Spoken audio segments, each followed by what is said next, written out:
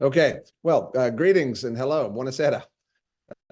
Lots good news going on in the city right now, from Venezia Calcio to the inauguration of the Church of San Sebastiano.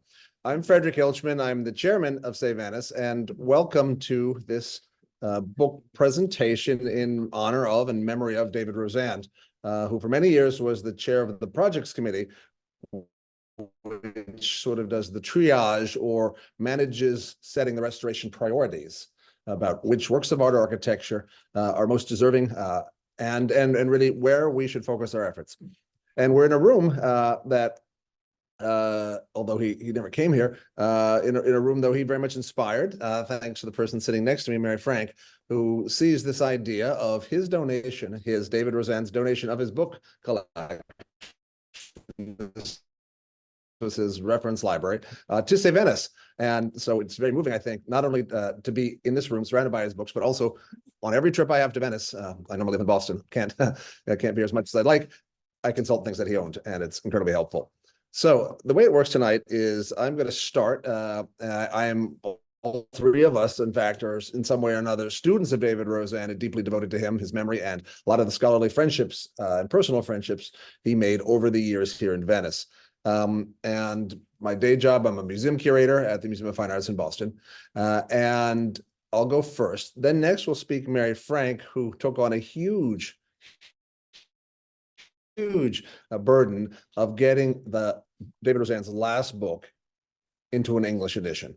And she'll describe more, but it had been published in French in a unwieldy format, very large, right? An enormous thing. And it's exactly the kind of book you do not want to take on an airplane or have on your lap, or maybe browse while you're lying in bed, right? Just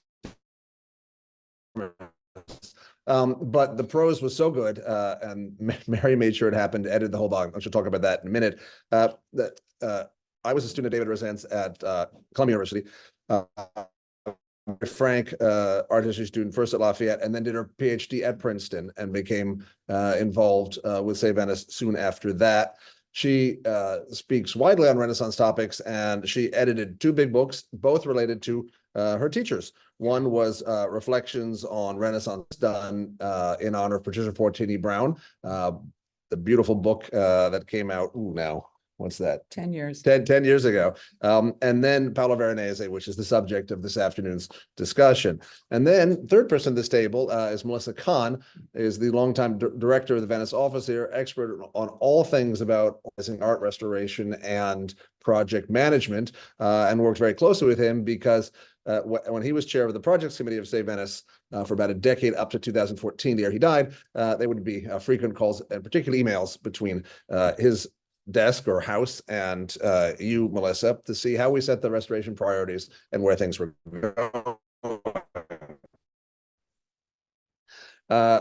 So I think that's enough introduction. But the clear point is we all care about this artist particularly, Paolo Veronese, the author of this book, and we'll see if we can give you some insight into David Rosand as a scholar on Veronese, and then how this book was put together, and this real triumph of having it see the light of day. Okay. Get going for okay. Most important piece of information right now, right, is silence your phones. And I'll make sure I do that too, because it's not just hypocrisy, it's disorganization. So, anecdote that I have, which makes me really happy, is I see her actually in this room, is in about 1960-61, Ellen Rosand wrote a letter to her parents. Might have been a postcard, but the key point is she had just been with David to visit this villa. It was she described as an Italian country house painted with beautiful pictures, and it was all done by this artist Veronese, and she was so excited. Looking back, admitted she was so naive. Never been to Mazare, and who would have predicted that would have begun a sort of lifetime of interest in that place, commitment to that artist, of Paolo Veronese. Some of David Rosand's earliest publications were on Veronese, and indeed something that's very key. His focus, although he was an object-oriented art historian, right? He did lots with literary questions too. But David Rosand the objects of the artist, the paintings, the drawings, the prints. Other art historians specialize in patrons or clients or social networks or Venetian institutions, but David Rosand really thought, really based it on the artist. And had a long and winding road of interesting publications. This first one, Veronese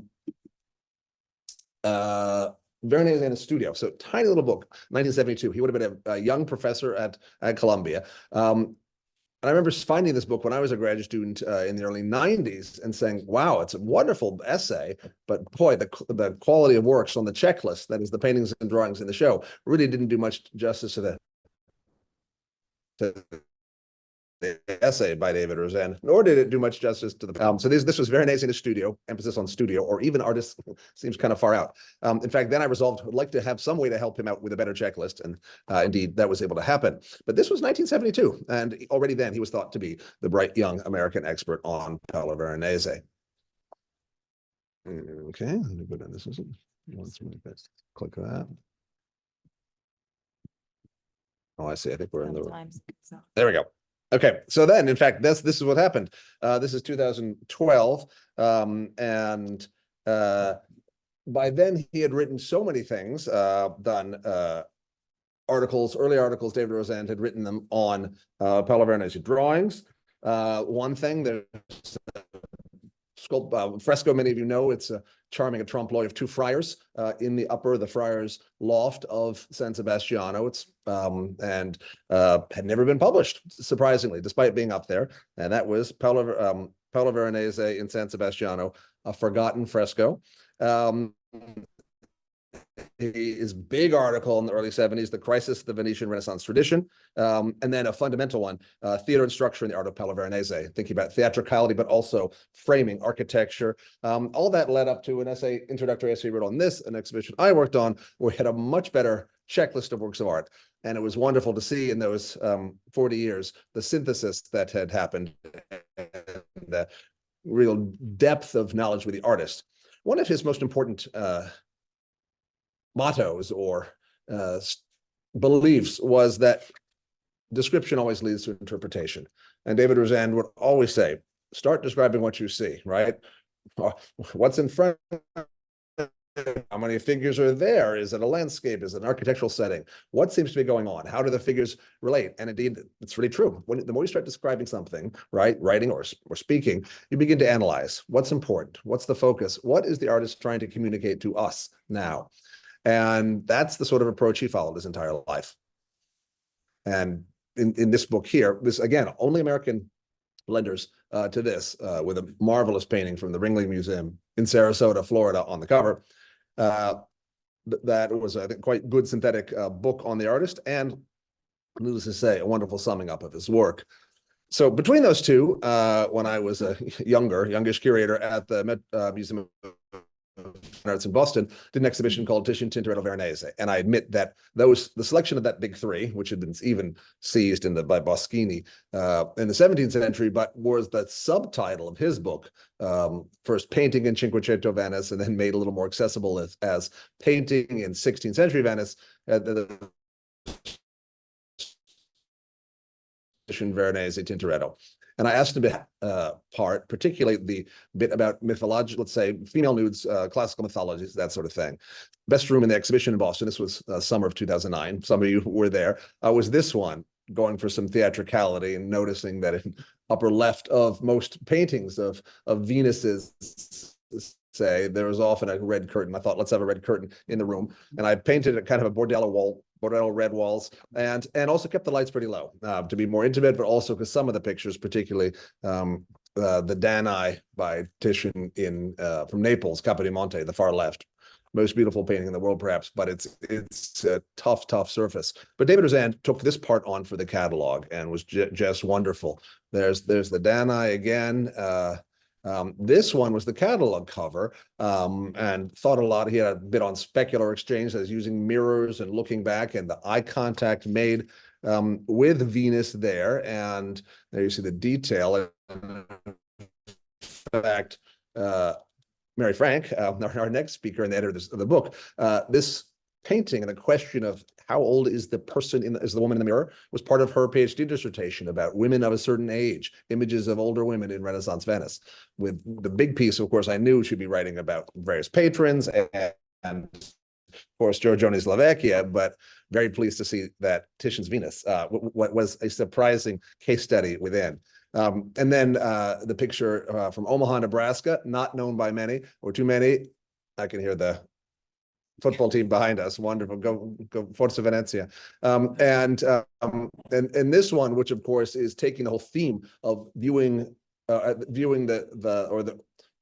well, it's a couple things. One, of course, it's using a mirror to show both sides of a human body, something that a sculpture can do because it's in the round, but a painting, of course, is presumably limited to one viewpoint, but the cleverly placed mirror makes that happen.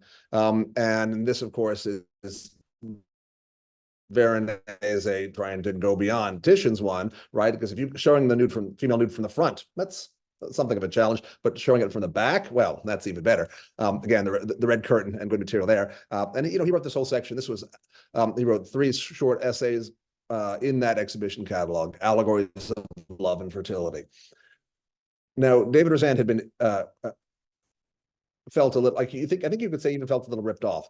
He had hoped to write his PhD dissertation on Paolo Veronese, I think specifically on Mazer and the Villa Barbaro, and was told, oh, too late, someone in Germany is already working on that, right? So the topic has been closed off, right, forever and ever.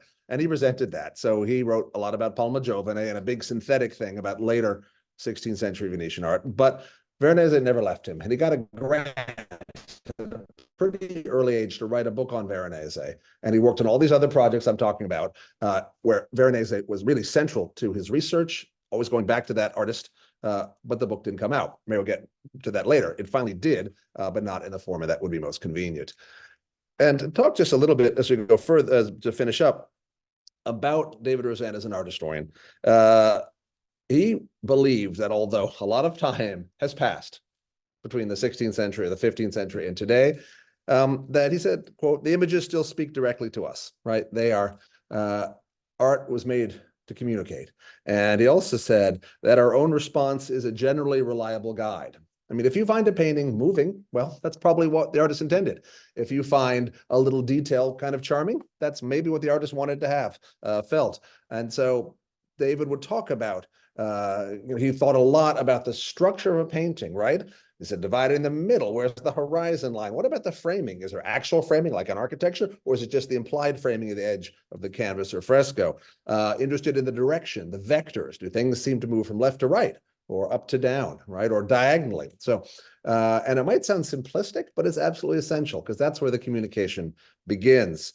He thought about the field, the figure of the field, the depth, a lot going on. And he also thought, though, not just an art historian who worked from photographs, thought a lot about physical setting. And his fundamental insight in this picture, right, the famous Madonna di Capezzo, in fact, to say Venice Conservation Project, was the unification of 2 big types, right? It is the Sacra Conversazione, that is the collection of saints from different time periods who together sort of engage and respond to each other, and the votive picture, where you have patrons, that is the people who paid for the picture, almost always shown in profile, sort of in devotion to a heavenly figure or a saint. This combines both of those with a radically asymmetrical, setting. That is the Virgin and Child should be in the center. They're pushed over to the right. Put St. Peter actually in the middle, strong diagonals. The architecture had given Portitian a lot of trouble. He kept reworking it. But you have the patrons there. They're all, you can see they all have the same nose. They're all members of the Pesaro family. And then the little boy who looks right out at us is an interlocutor bringing us in. So David did all that beautifully described and then analyzed, but then the next thing was where this painting related into the in the Ferrari church. That is, you could see it head on, but also as you're walking down the aisle, walking down the nave from the entrance towards the high altar, you see this and you can interact with it at an angle. So quite complicated thing that Titian understood, but also then therefore a model for Veronese. When young Paolo, trained as a stonecutter, comes to, then a painter, comes to Venice, plays with all these things, the radical symmetry, the emphasis on architecture. We've displaced the donors. We've got saints on bottom left and right. And indeed, the stonecutter reference, as David points out, might be in St. Anthony Abbot's foot on the drum of a column, right? So very much this is Veronese announcing that he's Titian's heir in painting this altarpiece for San Francisco della Vigna. Or in these other ones, right, you've got the same combination of saints, heavy architecture, the one on the left, the high altarpiece for the Church of Santa Caterina up in Cannaregio. Again, the Virgin Child has been shifted over this time. And it's full of wonderful fabrics. I mean, it's very Venetian in its emphasis on surface textures and such.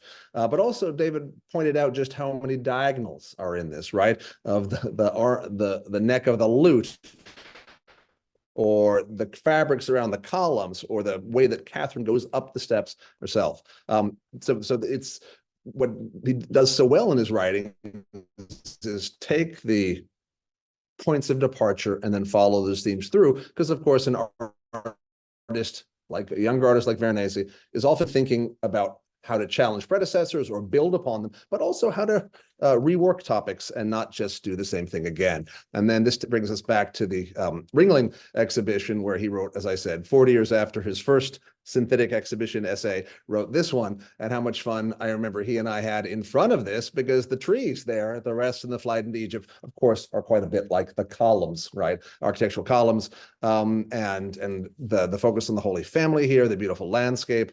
He wrote a memorable essay, part of an exhibition catalog, on Arcadian themes. All of this makes me feel a little poignant, because I miss him very much, but it's very gratifying to realize how many avenues of thought he opened up, and how it's impossible to think of the Renaissance artist Paolo Veronese without David Rosand's example and his scholarship. So, turn it over to Mary. Thank you, Frederick. Okay. I want to start off by saying a heartfelt thank you to everyone who is here tonight to say Venice for their support of this book. The book also received financial support from Columbia University, from the Delmas Foundation. Hello, Jim Grubb, if you're on the Zoom, and an anonymous donor. I also want to recognize two of the most patient men in the world who are in the room tonight. The first is Johan van der Beek from Harvey Miller, Barry Poles Publishers. He made the almost fatal error of telling me in 2017 that there was really no hurry about getting this book done. Almost fatal. We got it done. And my dear husband, Howard, who, along with Johan, about 2 years ago said, get it done. So here we are. To be here today in this room in the Rosand Library and Study Center this room is evidence of my boundless admiration for David Rosand. This library enables scholars to perpetuate his legacy as a teacher, as a friend of Save Venice, as a scholar of boundless generosity. And this book will ensure that he will become an important part of his legacy as well, and make his work available to future generations. And here we are. For the people on Zoom, this is the room we're sitting in. This is the Grand Palazzo on the Grand Canal, where we are on the tippy top floor. I want to start by reading you a few lines from David's preface, which Frederick sort of foreshadowed. David writes, over 40 years ago, I first projected a book on the art of Paolo Veronese. As a young art historian, I believed the painter needed to be rescued from the reputation he had long enjoyed as a magnificent decorator, a master of chromatic elegance and spectacular surface. And indeed, the painting that Frederick showed us a few minutes ago is certainly filled with chromatic elegance and spectacular superficial appeal. David goes on, I felt that such appreciation of his talent as a painter had obscured the full nature of his achievement as an artist, which is an important distinction, the intimate union of form and content in his art, and that assessment failed to recognize the depth and range of his pictorial intelligence. Well, it has now been 50 years since David first projected the book on Paolo Veronese, and this book that we're discussing tonight has certainly achieved the goal of rescuing the artist from a reputation of being an artist with only superficial appeal. Veronese's pictorial intelligence shines through on every page. So what I'd like to do for the next 15 minutes is take you through some of the highlights of that pictorial intelligence. I'm not going to take you through every chapter, don't worry. First of all, David sets the scene by setting Veronese in the context of 16th century Renaissance Venice. As Frederick has suggested, perhaps Titian, Tintoretto, and Veronese were rivals. David wrote about the three of them in his seminal book, Painting in 16th Century Venice. And you can see by the enormous fold through the middle of this book that I have worn it out. If you're a dates person, this will give you a sense of how these artists fall into line chronologically. Titian was the paterfamilias. He was the grand old man, the father of them all. Tintoretto fell in the middle. And Veronese, whose life was shorter than either Tintoretto or Titian, he only lived 60 years, was the brash youngster on the block. And here is a very funny painting that hangs in the Accademia in one of the sort of stairwells by a 19th century artist named Zona, showing Titian and the young Veronese meeting on the Ponte della Paglia. And Titian is, Veronese is demonstrating his art to Titian. He's sort of showing himself as, today we would say, Titian is his mentor, I guess. As Frederick mentioned, Veronese was the son of a stonecutter in Verona. His father, we believe, sculpted this baptismal stoop. If there's anybody in the room who does Wordle, stoop is a great word. And this heritage of being a stonecutter's son follows him throughout his art. And you can see here in one of his early paintings, the presentation in the temple, the altar on which the young Christ is about to be presented is a masterpiece of painted sculpture. We're on our way now to Venice, stopping along the way in the countryside. We see a sign advertising Veronese, saying that he does indoor and outdoor decorations, drywall work, and wood floors. So in 1555, Veronese made his way to Venice with a commission. Well, he did the Justinian altarpiece, which Frederick showed us, and he had a commission in the Doge's palace to do the sealing of the chamber of the Council of 10. So this is a quintessential 16th century Venetian sealing with the framework, with the canvases dropped into the frames. And this was a really big move for Veronese. This was the beginning of his time in Venice. And this is when he started, his given name was Paolo Cagliari. He started calling himself Paolo Veronese at this point. In 1555, he also received a commission to work in this little church, which is on the outskirts of town, San Sebastiano. Can we get rid of all this stuff at the top? Okay. San Sebastiano, for people from, say, Venice, we have been celebrating the completion of 20 years of restoration of the Church of San Sebastiano this weekend. So the church, as you can see, the facade gleams and the inside of the church also gleams, as you will see. Paolo's first task was to create paintings for the ceiling of the sacristy. And he did so well there that Bernardo Torlione, the prior of the church, asked him to continue his work along the ceiling of the nave of the church. And this photograph shows the church completely restored. Every fresco, every oil painting has been restored. The floor has been restored. It has been a labor of love for the last 20 years, as I mentioned. And you can see the paintings on the ceiling. You see one of them. David was integral to the beginning of this effort. As Frederick mentioned, he was the chair of the projects committee, and he drove the effort to have the San Sebastiano project started. As I note in my editor's preface, I believe that David was secretly delighted when the Soprintendenza at the time, Amalia Basso, asked, say, Venice to take a closer look at some sort of scary white patches, creeping crud that was growing on the ceiling. So this is a detail, and it was this figure over here that was of concern. And I remember going with the projects committee to look at this, and David was very concerned, but he was also, and to figure out what this is what, 60 feet above the floor?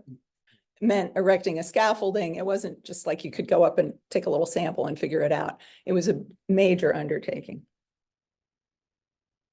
But Melissa was up for the job, and it was remarkable. As it turned out, the little white patches were nothing terribly concerning. They were superficial, but there was a lot of other work to be done.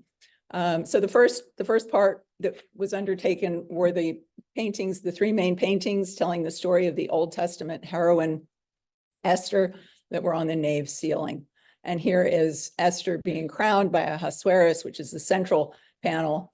This has obviously been restored. Another one of those great diagonals that Frederick was talking about. And I might point out one of Veronese's great hounds. He clearly loved dogs. That's my next book.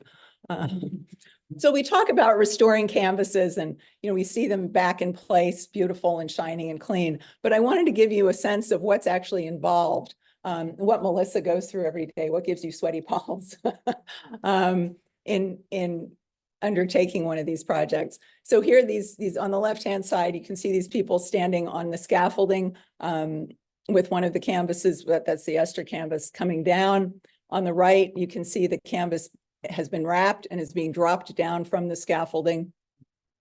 It's taken off its stretcher. It's rolled on a sonotube, which is what canvases are packed on, and put on a boat. We're in Venice, and taken to the conservation lab. These three canvases were worked on for probably a year in the lab, and then returned to San Sebastiano. You can see the floor was covered in this wonderful yellow wood to protect the beautiful Venetian terrazzo during the restoration. These are the nuns of San Sebastiano, all looking at the painting and very excitedly, very happy to see Esther coming home. And here are two views of these works being hoisted back into place. Yeah. And again, the beautiful view of the church. This is the villa in the Veneto that Ellen wrote home to her parents about. This is the Villa Barbaro at Mazea. This was Veronese's next big project. He had many, many projects in between, and they're all in the book. This was a commission from these two brothers, Daniele and Marcantonio Barbaro, preeminent members of the Venetian community, the nobility. I'm not going to go into all the details of who they are. Veronese filled the house with the children of Marcantonio, his sons, his little daughter, his wife, the wet nurse, another one of the sons, the pet parrot, the pet monkey, and two more sons. So he captures in these frescoes in the Sala dell'Olimpo the family as they lived in the villa. And the rest of the walls he covered with beautiful vistas of landscapes and painted architecture, painted sculpture. This is all trompe-l'oeil. And on the ceilings, he painted wonderful mythological scenes. We go on David goes on to talk about, as Frederick also mentioned, the stage settings that Veronese created for his paintings. And this is why, I was talking to a friend about this over the weekend, this is why Veronese's paintings look so organized and logical, because he created these stage settings for them. And in this case, he looked to Vitruvius. Daniele Barbaro was working on a translation of Vitruvius at the time. He looked at Vitruvius. You can see he took this curved set of columns here and used it as his stage setting for Christ disputing with the doctors in the temple. Another thing that was very important to David was draftsmanship. David himself was an artist, a frustrated one most of the time, but he loved to draw, and he was fascinated with drawings. And one of the best courses I took in my graduate school days was a drawing seminar with David. I can say that because Pat's not here. But here you can see how on a very, very small piece of paper, maybe 6 by 12 inches, he sketched out the whole idea for this monumental canvas of Christ preaching. And what I tried to do in the book, and Johann, I drove Johann crazy, but I wanted to reproduce the drawings at life size in the book so you could understand how small and intimate they really were as compared to the final works. Another painting that David loved was this one, The Family of Darius Before Alexander. It's in the National Gallery in London. I believe that Ellen and David visited it on their honeymoon. And he was again taken with the architectural setting and also the beauty of the surface, the beauty of the textures, the fabrics, the color, and the way that they all work together. Again, it's the form and content working together that's so important. He quotes John Ruskin discussing how Veronese, you look at this little girl and you clearly see that she has a pearl hanging on at the end of this pendant. But Ruskin was a 19th century critic and art historian, and he looked at this pearl and he said, look how brilliant Veronese is. He doesn't paint a pearl in white and then paint a shadow. He simply paints the shadow. And we understand because of the shadow that the pearl is there. So it's this economy of use of paint, economy of brushstroke that fascinated David as well. From the chapter on stage setting, it sets the stage, so to speak, for possibly my favorite chapter, which is Famosi Conviti, the wonderful feast scenes for which Veronese is so well known. This is the wedding feast at Cana. It is a simply spectacular painting. It's enormous, and it's so wonderful, in fact, that when Napoleon saw it in 1797, he said, I'll have that. And it is hanging in the Louvre today. So if you go to the Louvre to see it, it shares the room, the Salle des Etats, with Leonardo's Mona Lisa, tragically. So this is Mona Lisa's view of the world. She's looking out at all the people standing in line to take their Instagram shot, but she does get to look at a Veronese all day. So that's the compensation. The painting was originally made for the refectory. That's the monk's dining room of San Giorgio Maggiore. Right there it is. That wonderful white church across the lagoon that we all look at in changing light every day. It was originally made for the refectory there. And indeed, here is David standing in front of the painting in the refectory. But wait a minute, I thought Napoleon took it away in 1797. Well, what happened is that thanks to absolute technical genius, modern technology, an absolutely accurate digital reproduction of the work was made to hang in the refectory today. So when you go there, you can actually see it as it was. The painting is populated with all kinds of portraits. I'm not going to go into detail of all of them, but I will name two portraits. The man in white bowing the instrument is Veronese himself, and the man in red here is his mentor, Titian. Another of the great feast scenes is the so-called feast in the house of Levi. This began as a Last Supper, and he was commissioned to paint a Last Supper, and he painted a Last Supper. 3 months, this is a photograph by the contemporary photographer Thomas Struth, just to give you a sense of the scale of the painting. It's now in the academia. So good centrally located Christ in the Last Supper. It's all a logical composition. 3 months after it was completed, Veronese was called before the Inquisition. This was in July of 1573, before the Venetian Inquisition. No other artist had ever been obliged to defend his imagery before the Inquisition. And this all took place in a secret meeting, so no one was in the room where it happened. The inquisitor attacked the artist for contaminating a theologically vital and sensitive subject with extraneous genre details, which were at best distracting and at worst potentially in line with anti-Catholic critiques. He was particularly incensed by the pair of German soldiers at the right and the buffoons. But you can see that there are all kinds of, they're little people, they're monkeys, there's all kinds of things going on in here that you don't see in a normal Last Supper. Veronese briefly defended his additions to the picture, citing poetic license, noting that they were not in the same zone as Christ.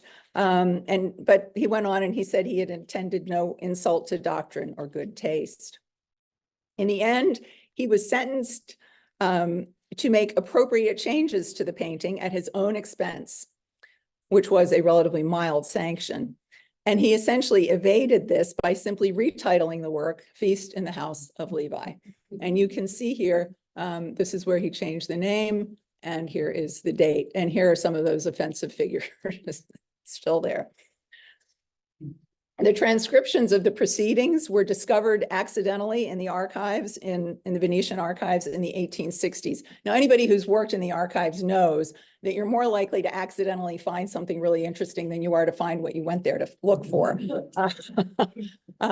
So this was found, it was transcribed, as with all the really good documents that show up in the archives, it subsequently disappeared. And when you see that this is what it looks like behind the scenes in the archives, you understand why things disappear. It's great a resource as it is. David goes on with chapters on Veronese as a portraitist, as a draftsman. Again, the drawings and the paintings juxtaposed as much as possible. He talks about the work that Veronese did in the Doge's palace in the 1570s. There was a disastrous fire in 1577, which was essentially a full employment act for the leading Venetian painters. And Veronese was commissioned to paint Venice Triumphant, which is the work you see here, absolutely monumental work. This is Tintoretto's Paradise. And here is Venice Triumphant, which is also the name of David's chapter on this subject. And again, the scaled modello for it. In 1588, as Carlo Ridolfi, Veronese's biographer, tells us, Veronese was called to paint the blessed mansions of heaven. On April 18th, 1588, he left our worldly domain and went up to another world to meet with Titian. And his tomb is in the church of San Sebastiano. You can see this is the tomb sculpture. He's here, and it's been placed in front of the fresco of the prophet Isaiah. So if you go to San Sebastiano and you look just to the right of the organ, he's tucked in there watching over things. And finally, in the last chapter, in the epilogue, actually, David addresses the heirs of Veronese. He talks about the members of Veronese's large and prolific workshop, Veronese's brother Benedetto, his sons Carletto and Gabriele. And then he moves through the centuries, through other artists who stood on Paolo's shoulders, from Sebastiano Aurici to Giambattista Tiepolo, from Watteau to Delacroix. The book's closing sentence continues this path, and it's testament to David's breadth as an art historian who revered mark makers, from the Braccia Veronese to the facture of de Kooning. In fact, I heard him speak at a symposium on the Dutch artist at the Museum of Modern Art many, many years ago. In his final sentence, David writes, "Final testimony to the continuing significance of Veronese's art in the chromatic consciousness of modernity comes from what might be seen as an unlikely source. In the summer of 1948, as the art that came to be known as abstract expressionism was establishing its dominance, Willem de Kooning was invited to teach at Black Mountain College in Asheville, North Carolina. Instructors at Black Mountain were expected to deliver a public lecture, and de Kooning chose to speak on Cézanne and the color of Veronese." As we look around the room here at the bookshelves, we see further evidence of David's polymath nature, his friendship with Robert Motherwell, his deep knowledge of de Kooning. How he would have loved the fact that de Kooning is living right next door to so many works by Veronese in the academia this summer. I have spoken enough. I've said my piece. Melissa, you have anything to add? Thank you. Thank you, Mary. It's been wonderful to think about all the time we spent working with David Rosand as the project director for Save Venice. And I didn't have the privilege to be a true student of David, but I was a follower, following his advice for the projects committee, his indications on what to adopt or how to present this project to the board. And still today, we always sort of think, what would David say? What would David do? And that's really, in addition to having this library, the legacy of David is really always present with us. It's interesting thinking about the book and the French edition with the illustration and the cover. And as opposed, I was thinking about what Mary had selected as the cover of this book. And so I was wondering, Mary, how you came about choosing this particular image for the cover of the book that you edited. Well, I chose this image because it is not one of the often reproduced, as we are fond of saying, images by Veronese that we see. Never mind. Yeah, there we go. Justinian on her balcony is tried and true. The detail from the Feast in the House of Levi is on the French edition of this book that came out in 2012. Esther, with all due respect to Esther, we've seen a lot of Esther recently. And I chose this because it's in the Frick collection. We don't see it often. Our fellow board member at Save Venice, Xavier Solomon, is the caretaker of this painting, and he's a Veronese expert, and he was delighted at the prospect of having this on the cover of the book. The choice between virtue and vice, it's paired with a pendant, wisdom and strength. And if you've been to the Frick collection, you are familiar with how these two paintings flank the door in the main exhibition space. Of course, it won't look like this anymore because the Frick is under restoration right now, but this is how it used to look.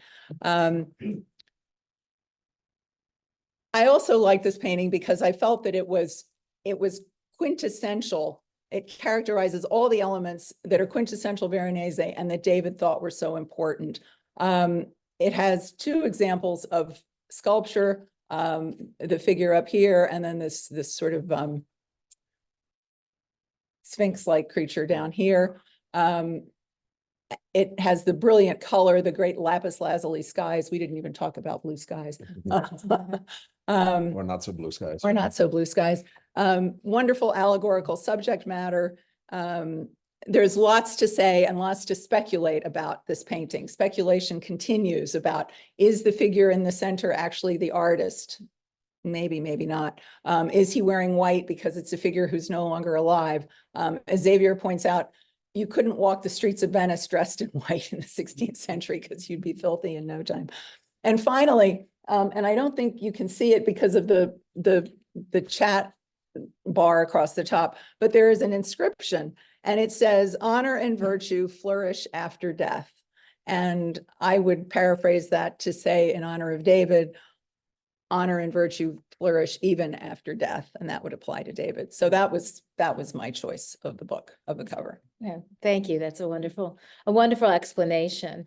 I know you both mentioned that David Rosand was very much object oriented, interested in the physical nature of the painting and the object in front of him, and not only the documents.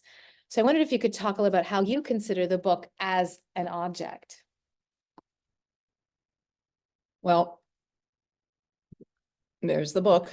The end papers, you can do show and tell. I love show and tell. Everybody knows that. The end papers are Jacopo de Barbari's woodcut of Venice dating to 1500. This was something that fascinated David. And of course, it's still remarkable because while much has changed in Venice, little has also changed. You can probably find your hotel on this map. David has had a full-size reproduction of this work hanging in his dining room. So there was really no question to me about what the end papers would be. The book is dedicated to Ellen. Mia Carta del Navegar, with love. Ellen was with him, as you've heard us mention, every step of the way through his long love affair with Veronese. I worked hard to juxtapose drawings with paintings, as I mentioned. I got all new images for the book from the French edition, past the French edition. And many, many works were restored between 2012, when the French edition came out, and now, including works in Dresden, of course, San Sebastiano, and many others. So those are all restored images. And finally, I had a wonderful copy editor who helped me clean up David's writing, but I was absolutely adamant, and I made her a little crazy too, about maintaining David's voice. David had a very, very distinctive prose style, and he was sitting on my shoulder the whole time I was writing this book, editing this book. And I wanted to make sure that people who picked it up and expected a David Rosand book, I would meet that expectation. I wanted it to be David's prose. His favorite word is indeed. Oh, yeah. The copy editor limited me to one indeed per chapter. But I heard David's voice in my head constantly as I worked on this book. And I'm proud to be able to give it the opportunity to resonate for generations of scholars to come.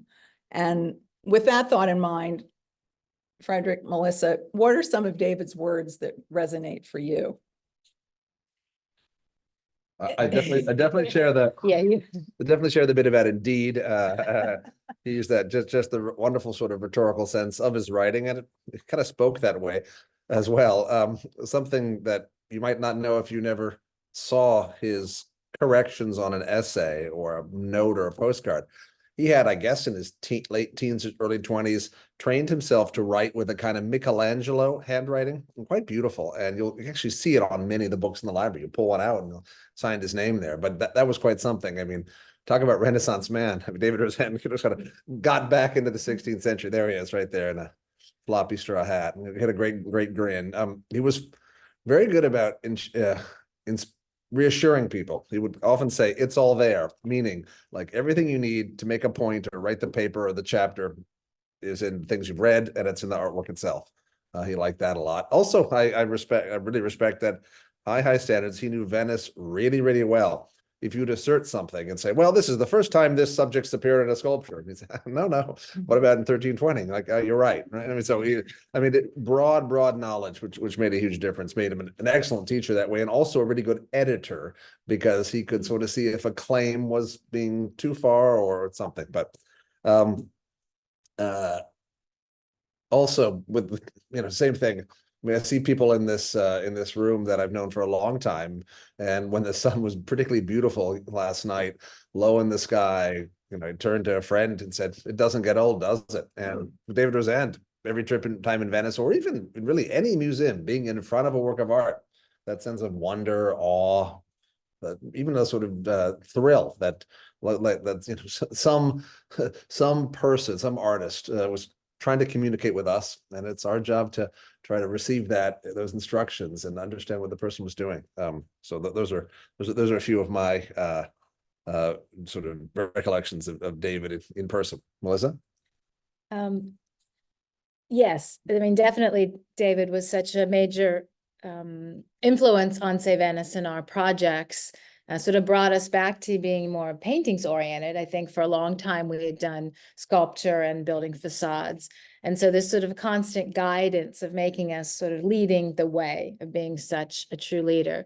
And I'm pleased that we do have Ellen with us in the audience tonight, which means a lot to have Ellen still part of our team and in guiding us as well.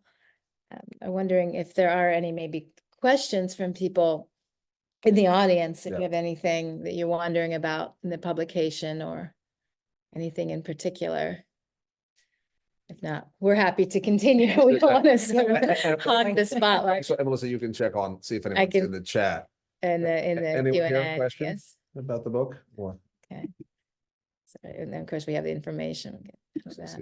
Yeah, so the book is available on Amazon and other online booksellers, but it is on Amazon as well as the Harvey Miller website.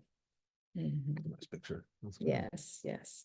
And I do encourage the people that are here to look at the books. We have a lot of fun. Sometimes when people are doing research, we say, well, pull out some of the books David left here, because he often wrote in pencil very carefully, indication C, and then he'd see what other book you look at.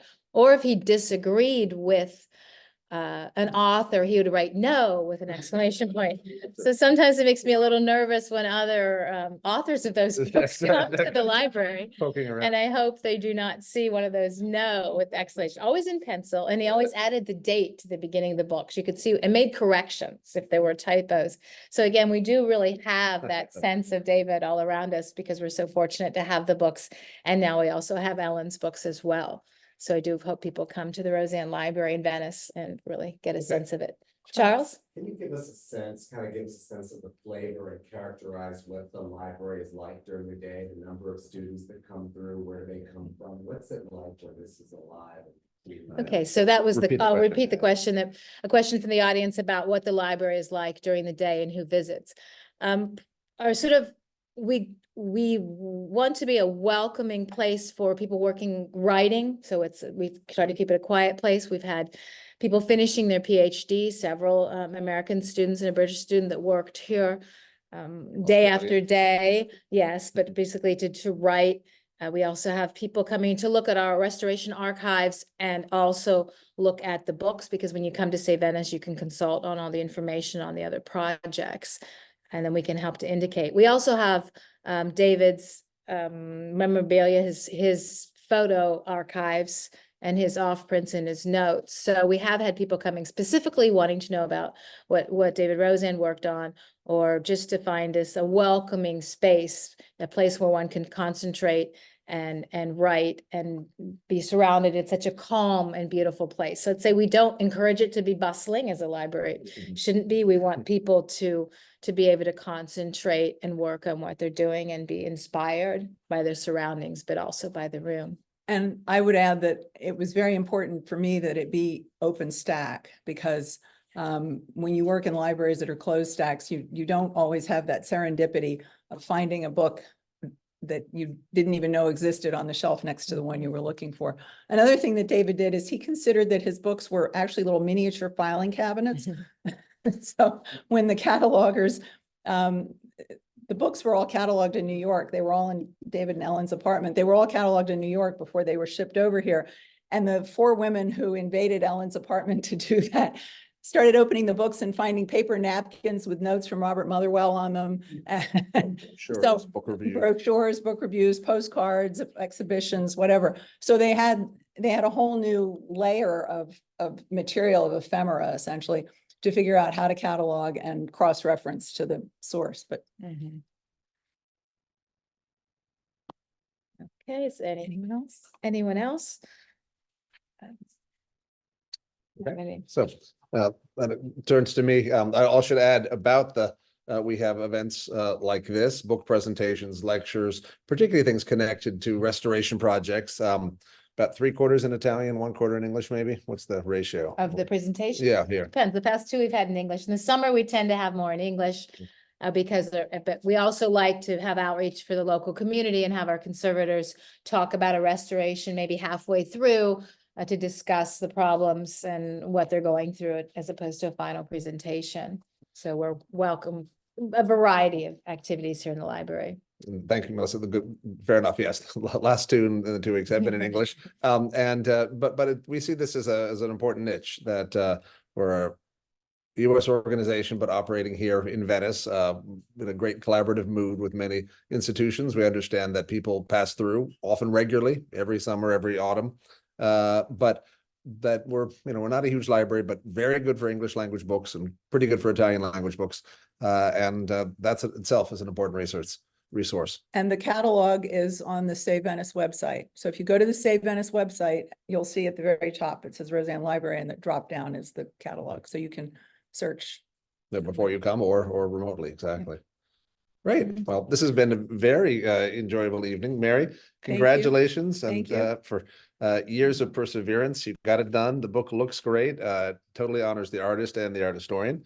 And I think it's encouraging as any of us is contemplating a really big project, right? To know that if you believe in your subject matter, right, and want to honor it, you will get it done. So Mary, congratulations. Thank you, Melissa. Thank Thank you all for so much. coming. Let's